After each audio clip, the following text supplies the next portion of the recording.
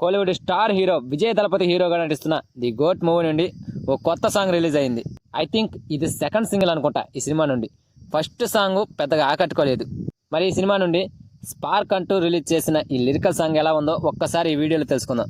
దానికంటే ముందు కొత్తగా నా ఛానల్ని చూస్తున్న వాళ్ళు ఎవరైనా ఉంటే ప్లీజ్ గైస్ లైక్ చేయండి, షేర్ చేయండి అండ్ సబ్స్క్రైబ్ చేసుకొని పక్కనున్న బెల్ ఐకాన్ని క్లిక్ చేసుకొని ఆన్లో పెట్టుకోండి ఫ్రెండ్స్.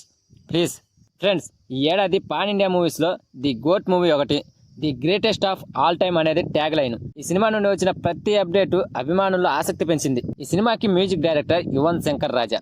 మరి ఈ spark lyrical song Yuvan mark అని చెప్పాలి. వృషా బాలుతో కలిసి సాంగ్ ను కంపోజ్ చేయడమే కాకుండా ప్రదర్శించారు కూడా.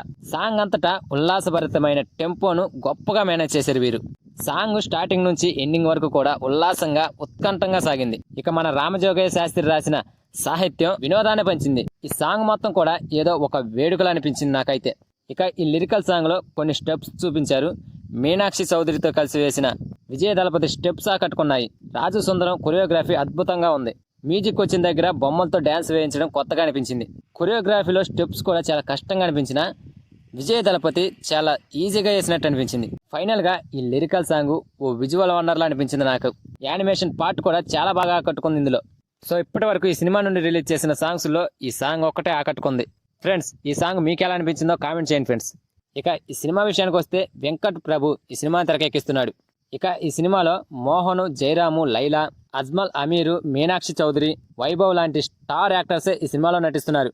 ఈ ఏడాదిలోనే రిలీజ్ కాబోతున్న ఈ సినిమా ఎలాంటి రిజల్ట్ అందుకుంటుందో చూడాలి. మైత్రి మూవీ మేకర్స్ వారు ఈ సినిమాని తెలుగులో రిలీజ్ చేయబోతున్నారు. లియో సినిమాతో యావరేజ్ హిట్ అందుకున్న విజయ్ దళపతి ఈ సినిమాతో బ్లాక్ బస్టర్ హిట్ అందుకోవాలని కసిగా ఉన్నాడట. వెంకట్ ప్రభు కూడా ఈ సినిమాని కొత్త కాన్సెప్ట్తో తెరకెక్కిస్తున్నాడు. మరి చూద్దాం సినిమా రిజల్ట్ ఎలా ఉంటుందో.